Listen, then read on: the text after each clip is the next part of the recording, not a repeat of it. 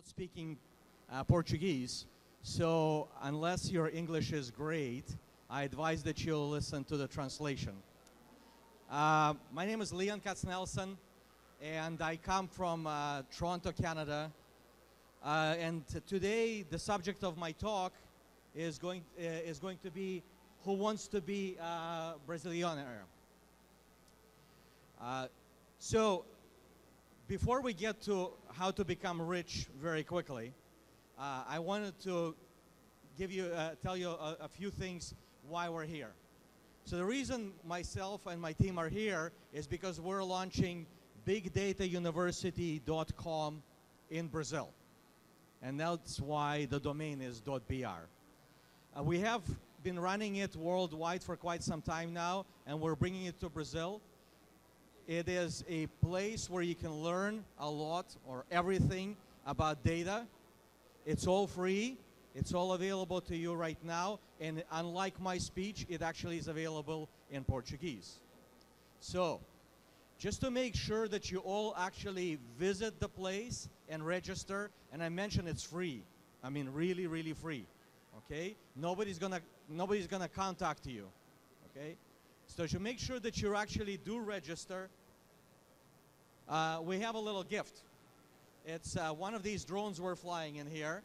And at the end of my presentation, what we're going to do is we are going to give away one of those drones to those of you who register during my presentation. So that should be some incentive for you to whip out your cell phones and go to bigdatauniversity.com.br. If you're not in the audience and you're watching this remotely and you happen to win, do not despair. We will send the drone to you. Okay? Now, there are many different ways of becoming a billionaire or Brazilianaire. This is one. You can get on a game show and you can try to win it, or maybe you can buy a lottery and maybe you're so lucky that you really are going to be a billionaire. I personally doubt that your chances are very good. So, I would suggest that there is a better way of doing that. And I'll show you a picture of these people. This picture was taken in 2007. And it's a picture of a collection of people known as PayPal Mafia. So, you are in the generation of internet, so you probably know what PayPal is. Okay, these are the people behind the PayPal. But the amazing thing about the people behind the PayPal is not PayPal. The amazing thing about the people behind PayPal is there's at least 6 billionaires in this picture. And they became billionaires after selling off PayPal. Okay, people like Peter Thiel, who revolutionized the way we explore space, and specifically launch rockets into space. Or the same guy who revolutionized automotive industry and scared the bejesus out of Detroit by launching an electric car. And actually, unlike everybody else before him, being very successful with that electric car. For a while, it wasn't looking so successful for him. There are 3 people in here who started YouTube. I'm sure most of you are familiar what that site is all about. They're all billionaires. There's a guy in here, his name is Peter Thiel. He finances everything you use. So he's one of the leading VCs in the Silicon Valley. He's the guy who is the first investor in Facebook. There's a guy in there who started LinkedIn and many, many others. So that's the way, apparently, seems to be an easier and a more likely way to become a billionaire, is to exploit the technology, and you're all in a position to do that. Now, I'm here to help you do that. Now, how do we do that? Rule number 1, we need to disrupt. What does that mean? You are not going to be able to come into an established industry and do something that they do a little bit better. And if you do, you're not going to be a billionaire. You're going to be a sore loser. Okay? So what you need to do is you need to disrupt. This is a very good quote from another, I think he's a billionaire, Peter Diamandis. And what he's saying is that the industry overall, the largest companies in the world, are afraid not of China and India anymore, people with cheap labor. They're afraid of you, the people who are sitting here, the people who are listening and watching this presentation. They are afraid of two guys or two girls in a garage. And it does not have to be in the garage. That's very important. If you don't have a garage, do not despair. You can be sitting in a coffee shop, okay? And you don't have to be in the Silicon Valley. You can be in Recife. You can be in Sao Paulo, okay? The point is, you have the power. You have exactly the same power. You have access to the same power that the largest corporations in the world have. And what you have is something they don't have. Is you have the passion. That's why you're here. Because I know I was here pretty late last night, and all of you were still working and doing stuff. So you got the passion. And what you also have is you have a desire and ability to put it all on the line, to risk it all. Something that the bigger companies cannot do. And you can say, yeah, Leon, you're just like trying to boost our egos on here. Not at all. This is a very interesting statistic. This is what's happening in the industry. You see that of the largest 500 companies that existed, these are the largest. These are not your, small businesses. These are the largest companies in the world, 500 of them, that existed in the year 2000, no longer exist. Okay? So you got the power. You got the power to disrupt everything. Now, you need to use your power wisely. So when we say disrupt everything, I don't mean this. Because if I advise you to do that, they'll probably arrest me when I get off the stage. Okay? So this is Sis Vicious, and he tells you be an anarchist, destroy, don't obey authority, and die doing it. Okay? I'm not advising you to do that. I'm advising you to do something entirely different. So what I'm telling you to do, and I hope you will take that advice, is to pick an industry. Pick what you're passionate about. Pick something that you may know something about or not necessarily. Here is a suggestion. I'm reading this book about Peter Thiel and Elon Musk. And Elon Musk knew nothing about rockets. He now revolutionized the space exploration. It is his company that is now delivering supplies to the International Space Station. So you don't have to be a rocket scientist to shoot rockets. You all have enough knowledge to go do this. The example I have in here is a bank. I'm not advising that everybody go and take on and compete with the bank on everything the bank does. But you'll notice what's happening in the industry. People pick very specific areas and they will do that. And soon enough, that bank is surrounded by lots of different services that are done by everybody else. That's how you succeed, by focus, perseverance, persistence, by applying your passion to it. And it doesn't have to be a bank.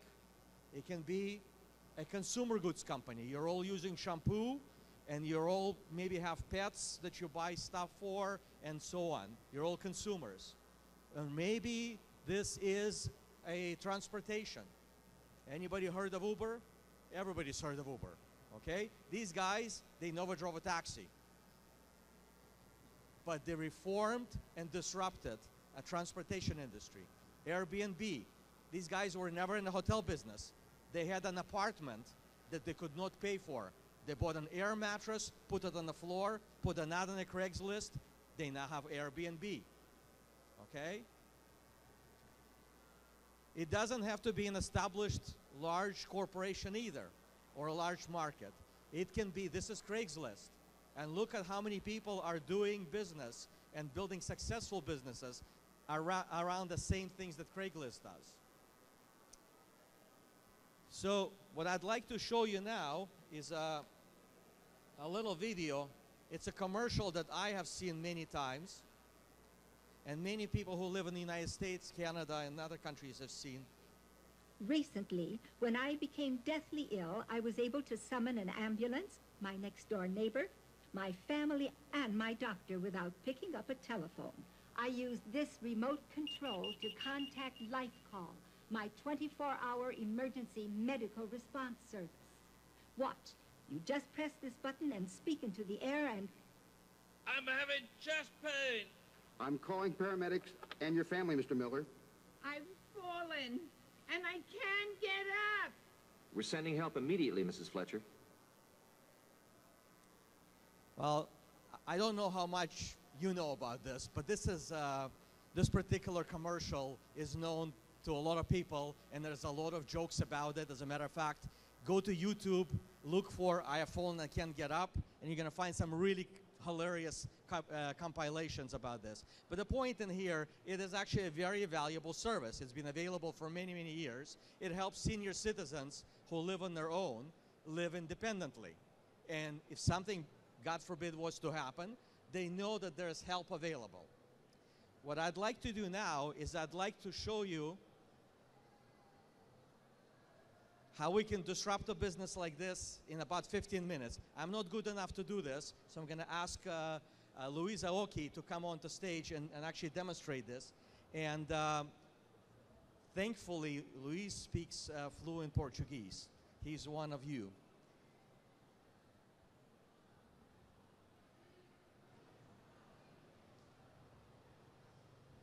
Thank you, Leon. Let me just get my stuff here. E vou trocar o computador e a língua, então agora acho que vai estar mais tranquilo para vocês.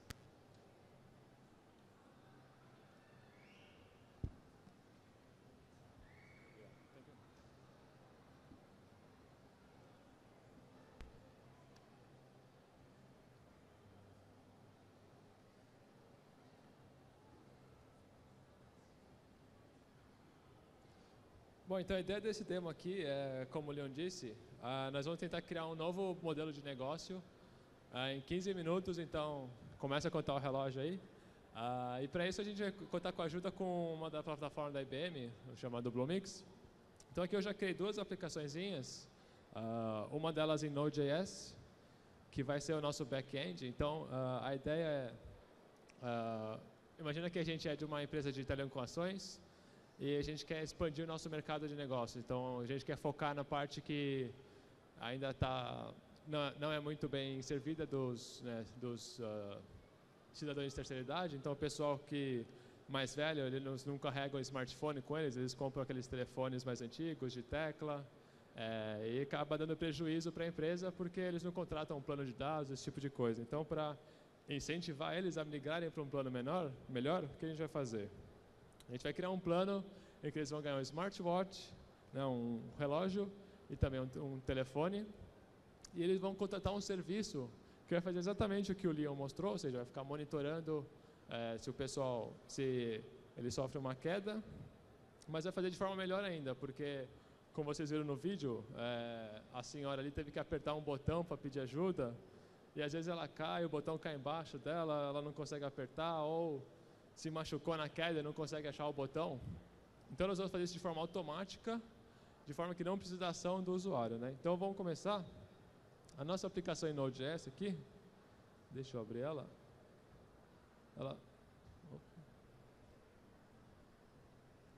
A internet caiu aqui. Os problemas de fazer coisa ao vivo é isso, né? Acho que o cabo soltou.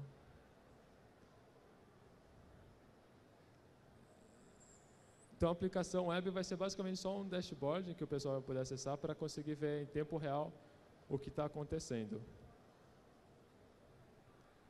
Então deixa eu abrir aqui a URL. Então esse aqui vai ser o site. Então aqui a gente consegue ver o dado em tempo real. E além disso, esse site vai se comunicar com o back-end, que nós vamos construir em uma tecnologia chamada Node-RED. É um projeto da IBM de código aberto, que ele vai servir como o back-end da nossa aplicação, né? Então deixa eu abrir ele aqui para vocês verem. Eu estou com ele aberto na outra tab. Então o Node-RED ele funciona basicamente como se fosse você programa usando nós de uma forma bastante visual. Então você só arrasta e liga esses bloquinhos para construir sua aplicação. Então a ideia inicial é, o cliente vai ter uma aplicação no celular dele, que vai estar ligada com o relógio, e vai ficar lendo constantemente os dados do sensor. Então, acelerômetro, giroscópio, ele vai continuar de forma contínua além desses valores. E ele vai reportar para a nossa aplicação aqui, em Node-RED, sempre que acontecer uma queda. Então, vamos criar aqui um nó HTTP, que vai ser quem vai receber esse request. Então, ele vai receber um post. Deixa eu apertar mais o cabo. Vou criar um endpoint aqui de /fall. E assim que eu receber esse request, o que eu vou fazer, eu vou responder com uma resposta HTTP também. Então eu só ligo os dois. Então eu criei aqui um endpoint que eu posso chamar ele de outra aplicação. Nesse caso, quem vai chamar vai ser o dispositivo do celular. Além disso, assim que eu receber uma queda, o que eu quero fazer? Eu quero alertar um parente próximo de que essa queda ocorreu, né? Então, eu vou criar um nó aqui esse nó chamado template, eu vou conseguir criar uma mensagem de texto. Então, assim que acontecer a queda, eu vou acionar esse nó, e aqui eu vou escrever a mensagem. Então, deixa eu apagar a mensagem padrão. Socorro, preciso de ajuda. Então, vai ser uma mensagem aqui.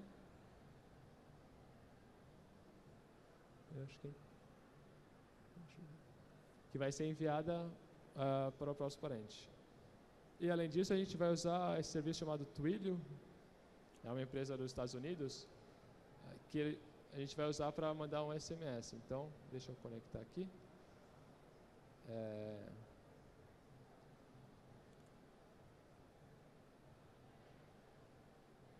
Acho que eu estou sem internet.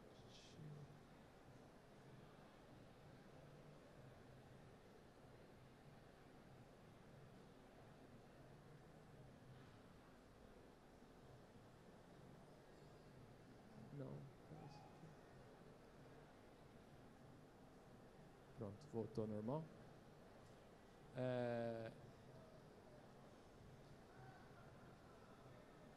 Então, para o meu Twilio eu preciso pegar as minhas credenciais, né?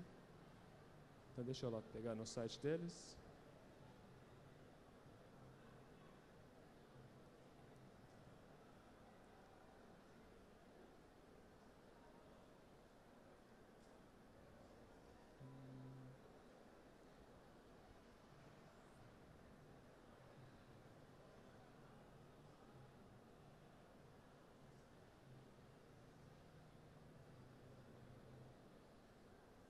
E o Twilio vai ser usado, então, como eu disse, para mandar o SMS para o telefone do parente mais próximo.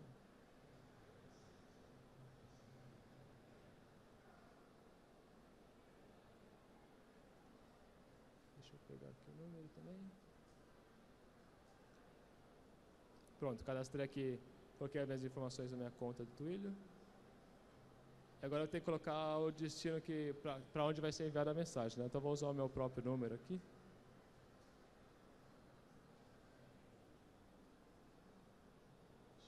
Então, cada vez que eu receber essa informação de que uma queda aconteceu, vou mandar um SMS para o meu número. E além disso, a gente também vai fazer mais ainda do que o serviço que o Leon mostrou. A gente vai conseguir fazer uma análise de Big Data de todas as informações que acontecem, porque esse dispositivo ele está constantemente mandando informações. A gente vai capturar todas as informações, armazenar no banco de dados e depois jogar num servidor Hadoop para fazer uma análise de Big Data atrás disso, para tentar melhorar o serviço, para tentar prever uma queda, esse tipo de coisa. Então, vamos primeiro armazenar no banco de dados Cloud, que é um banco de dados NoSQL, que então, é extremamente rápido para armazenar informações. Então, deixa eu dar um duplo clique aqui para configurar ele. E acho que a internet caiu de novo. Deixa eu...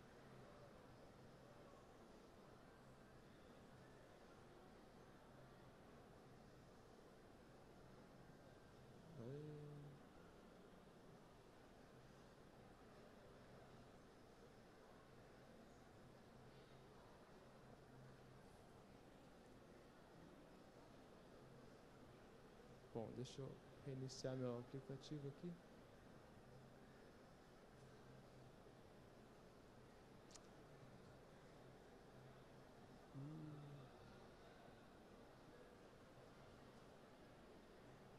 Pronto. Então, enquanto isso, eu também vou fazer aquela parte que eu falei de capturar todas as informações que são geradas pelo relógio, né? Então, eu vou criar mais um endpoint na nossa explicação. E nessa vez eu vou escolher uma conexão WebSocket para eu receber essas informações em tempo real. Então deixa eu configurar ele com duplo clique. Então eu estou ouvindo nessa URL aqui, /ws/raw. E assim que eu receber dados, eu vou mandar direto para o banco de dados. Então deixa eu pegar o meu banco de dados aqui. Mais um do banco de dados e simplesmente conectar direto. E esse aqui vai ser...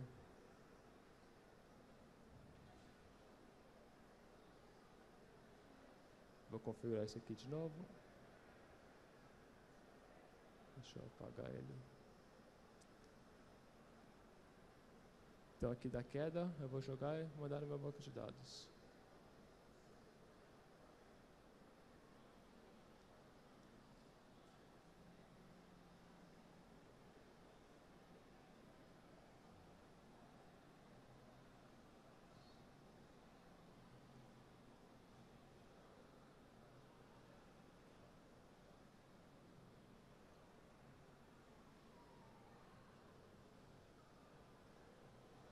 Então aqui no botão superior direito aqui eu vou dar um deploy. E aí a minha aplicação vai estar rodando, vai estar acessível para os nossos usuários. Então vamos testar ela aqui. Então eu vou abrir aqui a interface web. Deixa eu dar um refresh aqui na parte de dados de tempo reais. Agora é o momento da verdade, né? Eu vou fazer o teste para ver se está tudo funcionando direitinho. Então, vou simular uma queda. E se tudo der certo, vou receber a mensagem. Então,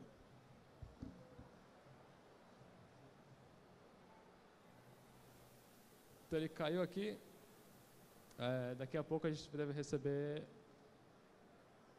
o SMS de confirmação. Eu acho que foi. Dá pra ler? É esse primeiro aqui. Então, você viu, aqui em poucos minutos a gente conseguiu fazer basicamente o que já tinha sido feito, né, no serviço que o Leon mostrou. E, além disso, a gente conseguiu melhorar ele, fazendo toda essa análise de armazenar no banco de dados e conseguir fazer mais análise em cima dos dados que são gerados pelos clientes. A gente deve fazer ainda mais, porque a gente está armazenando isso no banco de dados da Cloud, né? Então, o dado está sendo só armazenado lá. A gente vai usar o DashDB, que é um data warehouse da IBM também, que ele é específico para fazer análise de dados. Então, deixa eu abrir ele. E a parte legal é que ele tem uma integração muito boa direto com a Cloud. Então, você consegue conectar com o seu banco NoSQL diretamente, entender a estrutura dos seus dados, ele vai automaticamente criar as tabelas, as colunas que o seu banco precisa, né? Então aqui, abrindo o dashboard dele, aqui na parte de carregar, a gente tem a opção de carregar diretamente da Cloud.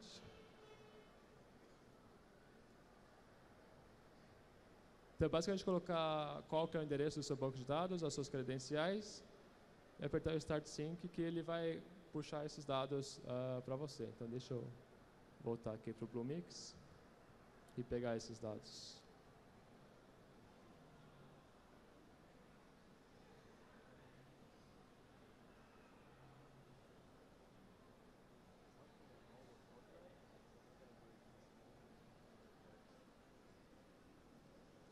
Então, aqui a gente tem a URL.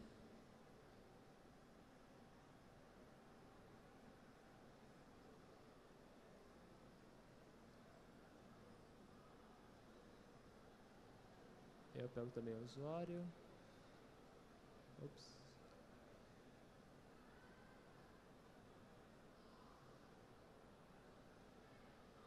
E a senha do banco de dados.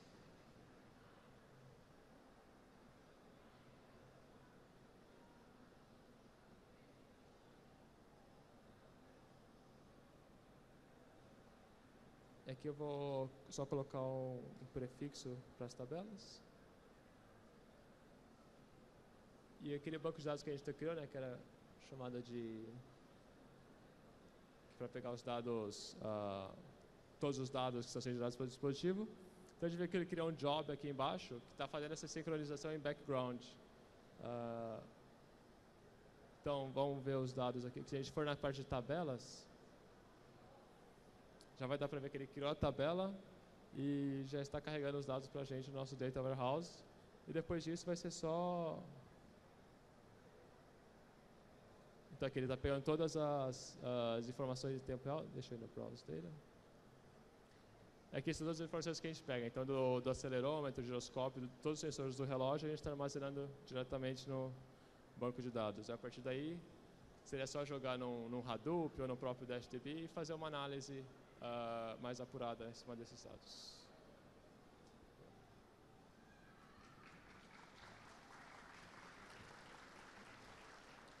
The next Brazilianaire.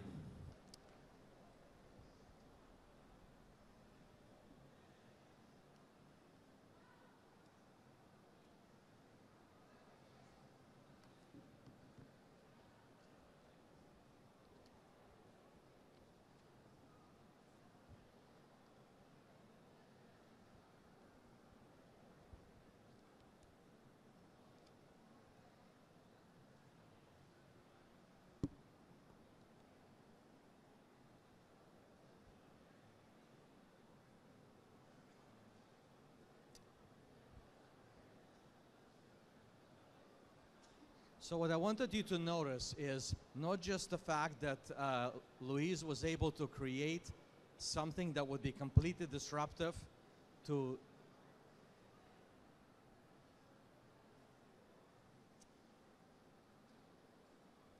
sorry, my machine switched the screens for some reason.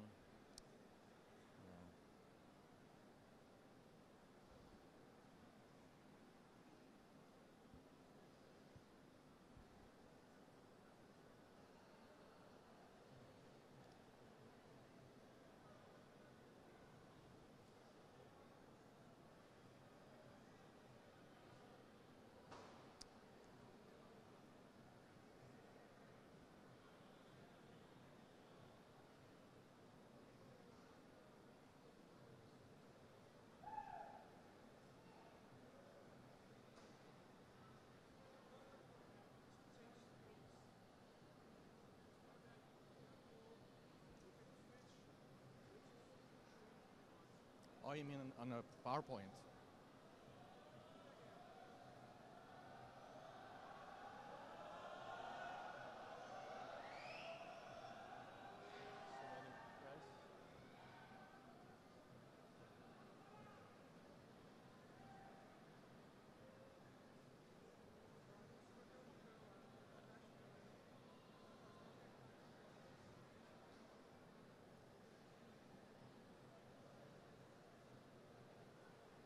Thank you. Not only can he do a startup, he can also fix a Mac. So he actually, I don't know if you noticed, but he did this entire thing with one hand. I just imagine what he would be able to do if he had two hands available to him. I don't know how he did the cut and paste from those really long strings with one hand. I would not be able to do it. A master at work. So, this is the tutorial part of the presentation. How do you make $1 billion? So this guy did it. How did he do it? Well, he capitalized on an opportunity which was brought together by a microprocessor. He came into a world where computers were costing millions of dollars. They were used to call mainframes. And there would be, we'd be able to do one job at a time. So you'd, do your punch cards. Those are the cardboard things that you probably have never seen. Okay, but you do punch cards and you feed them into the machine. You have to schedule the time, and then they would be processing your stock, and God forbid you made a mistake somewhere, doesn't matter what that mistake was, the whole deck would be spit out, and you have to go redo it and then go for something again. So he did okay. He kind of capitalized on the advent of the microprocessor, creation of the personal computer, wrote some software for it. IBM gave him some money. He showed IBM a finger later, and a Microsoft was born.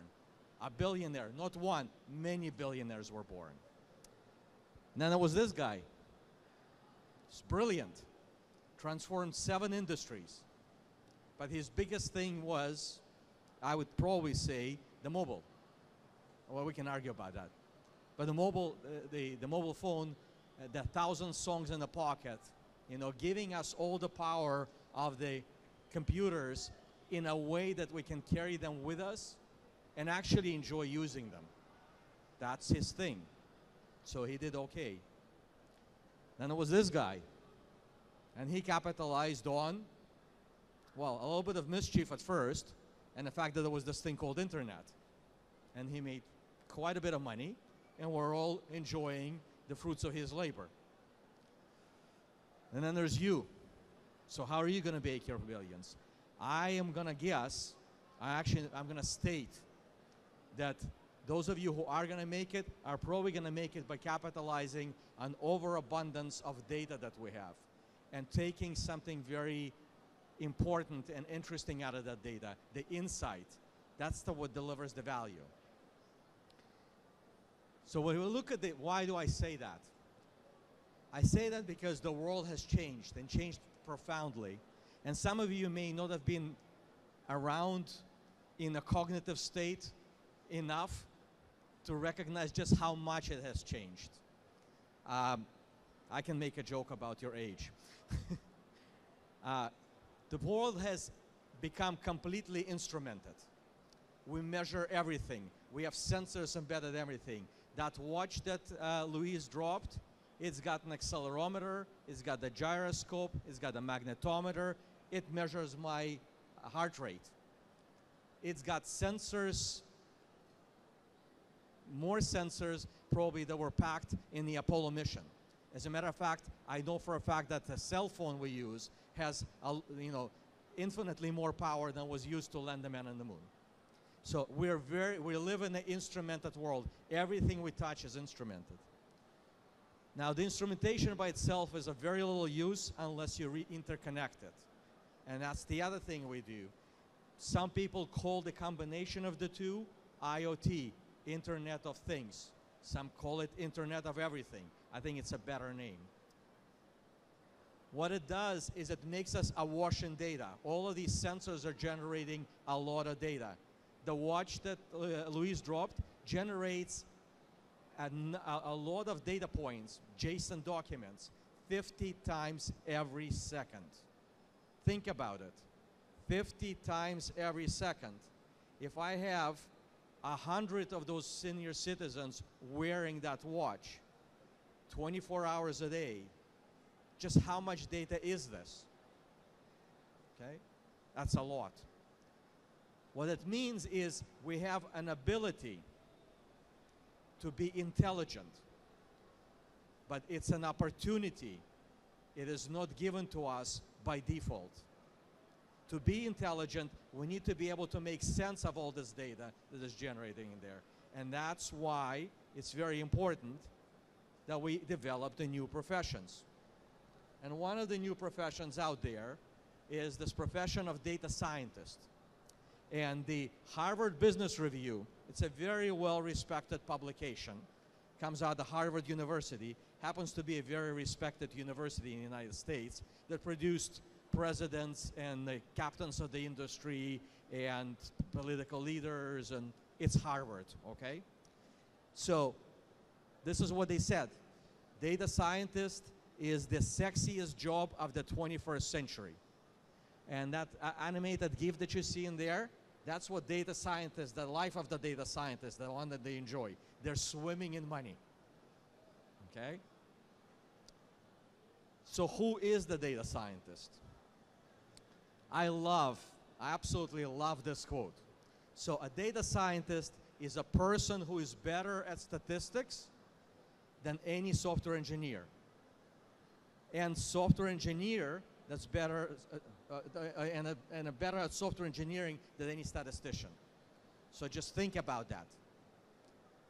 I think any and all of us may have, with enough practice and enough learning, have a potential to become one of those. If you're into mathematics and statistics, you pick up a bit of programming, you're there. If you're into software engineering, you're a programmer, a developer, you pick up a bit of mathematics, which you have to do anyways, and statistics, and you're gonna get there as well. So that's pretty cool. So there's another cool guy. His name is Malcolm Gladwell, and he's written this book. And the book is called Outliers. He's actually written a couple of other books which are very good. I recommend reading them. I don't know if they're available in Portuguese, okay? But they are fantastic books. And the reason I'm showing you Outliers is because he's actually, if you look at, you probably cannot see this very well, but the byline of this book is the story of success. In this book, he describes how people become successful. And one of his very important center points in that book is you do not become successful because you have some innate abilities, some incredible talent. Now, talent is important, but he will argue that talent plays a very small role in people becoming successful. So I'm not going to read the book out to you, but I encourage you to understand there. But one of the things that he does in that book, it's a chapter 2. Okay, so when you read it, maybe you'll remember me. He talks about this 10,000 hours rule. Okay, it's not the rule he invented. It actually is a rule that was posed after very significant research by a number of university professors, one of them at the University of Florida, about how people learn. And what 10,000 hour rule says is that to master any profession or any skill, to be at the top of that skill, you need to spend 10,000 hours practicing the skill. Okay, so those of you who are okay in math already, can you figure out how many years that's going to take you to get 10,000 hours of practice? And by the way, he says it doesn't matter what the skill is, whether you want to be, a top athlete, or you want to be a musician, or you want to be a politician. Maybe a politician takes longer, or maybe you want to be a criminal. It doesn't matter. If you want to be a top criminal, you got to practice 10,000 hours. Okay, so that's a long time. Okay, now think of this as like 5 years of full-time job. That's what 10,000 hours is. Do any of you have that? I don't have it. Okay? So, there's another guy, incidentally, in the University of Florida, Josh Kaufman, okay? And he's amazing. He says, you know what? Do not despair. Yes, if you want to be at the top of your profession, you want to be the one to score the winning goal in a World Cup, okay? You got to practice at least 10,000 hours. But it is amazing, the studies that he's done and the studies he's based his findings on, is that you actually get really, really good in the first few hours of study. So those of you who follow education may know this, or if you've gone to university, you probably recognize this as a learning curve. You know, the thing we say, the learning curve is very steep. Okay, what this shows is that somewhere in here, and this is a fairly short period of time, this is a long period of time, we actually get a pretty good, pretty good level of skill. And actually it may be good enough. So it just so happens that that point is 20 hours. 20 hours I can do. 20 hours all of you can do. Hey, you're spending more time in here than 20 hours. You can learn some pretty good skill and become a Brazilianaire. So, but it's not just gonna happen by itself. It's not gonna happen just because you pick up a book or a bunch of books, spend 20 hours, and it's gonna, you're gonna acquire the skill. You actually have to approach it methodically. You have to think about it. And he suggests 4 points that are very important. First is you have to deconstruct the skill. So usually when we talk about the skill, we talk about something very broad and overreaching. He says, don't do that. Focus on exactly what you want to get done after you acquire the skill. Something small, and focus on that, okay? The second part, it says, you need to get to the point where you can self-correct yourself very quickly. It means don't get a set of books or DVDs and try to learn everything in them. Try to learn it just enough so you know that you're doing something right or doing something wrong. So don't try to read the entire book. Read the first paragraph, well, maybe chapter, okay? Something gets you to a point of you understanding something and start to practice. Very important, remove barriers to practice. What are barriers to practice? Distractions, YouTube, Facebook, okay? Girlfriends, boyfriends. Okay, don't remove boyfriends and girlfriends, keep those, okay? TV. But the idea in here is you need to remove barriers to practice. You need to find a place where you're not disturbed. And last but not least, make a commitment to do 20 hours. His point is if you do that, you will succeed.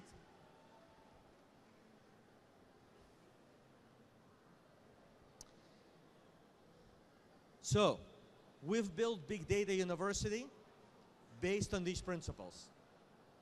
Big Data University is now available in Brazil, in Portuguese. Why is that?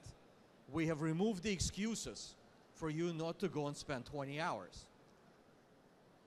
Now, remember this URL. Remember there's a drone sitting in there. It's a very good drone. We fly it. It's excellent. If you have not registered in here yet, you're not going to get the drone. So that's another chance. BigDataUniversity.com.br is completely free. You're not buying the drone. You're just registering. We give you access to the absolute latest technology. We remove your barriers to study or to learning the skill. And when I say absolutely latest, I mean to the second latest, okay? Not something from last month, last year, or from your father's garage. You can learn anytime. Remember, you need to remove distractions. That means you can find the time to do it. You can do it on a train. You can do it when there's nobody around. You can do it at 3 o'clock in the morning, where some people in here go to their tents. You can do it anytime you want. You can do it on vacation. You can do it during the class if the class is boring. It's your choice. You can learn anywhere. You know, remember I said 2 guys in or 2 girls in a coffee shop? You can do it in a coffee shop. That's all right. Just make sure that the internet works, not like Luis's internet popped out there for a second. You can learn anything. Now, we do teach people about data primarily, things that deal with data, but everything deals with data. We have a course on Bitcoin. Anybody knows what Bitcoin is? If you don't, you can go learn. Okay? It's a cryptocurrency. You can ask questions in the forum so people can help you. And, very important, those of you who don't want to be a Brazilianaires and need some sort of a certificate to show to your prospective employer, we will give you a certificate that says you've taken the course, you passed the exam. Now, this is not going to be your university degree. We also give you digital certificates. They're much more valuable. You can put them on LinkedIn. Okay? You can put them into your signature for your email so you can show off to your friends, relatives, you know, your mom. Look, mom, I did this.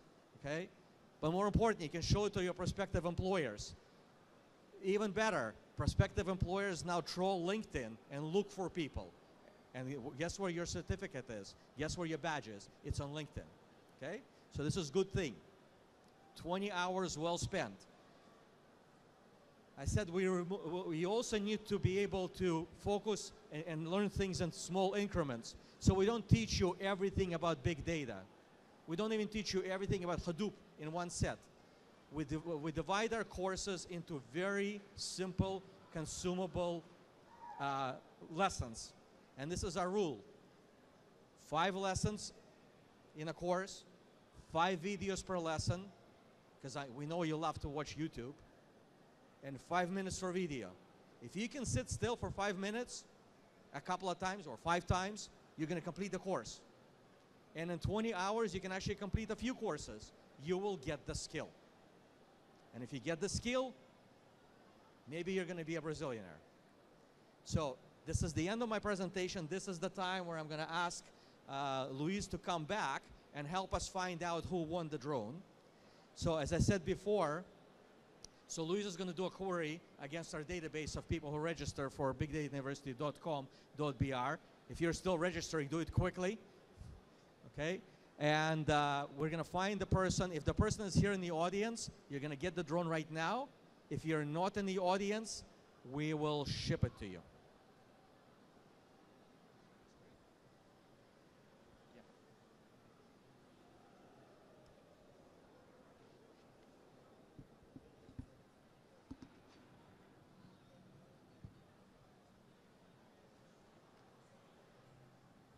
Vou rodar uma query ao vivo no banco de produção. Se não fosse meu chefe mandando... Todo mundo pronto? Então vamos ver quem ganhou. Aldo Romero de Oliveira. There you go.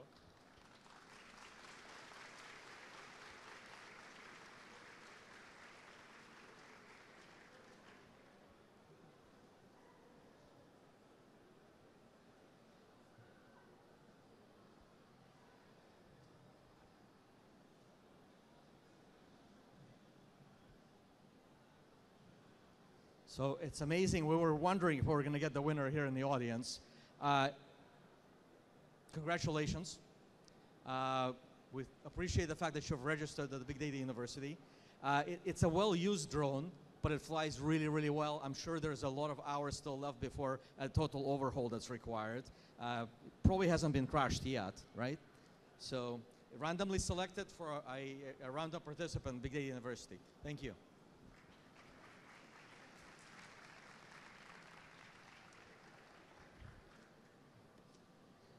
So at this time, it's time for the next presentation by another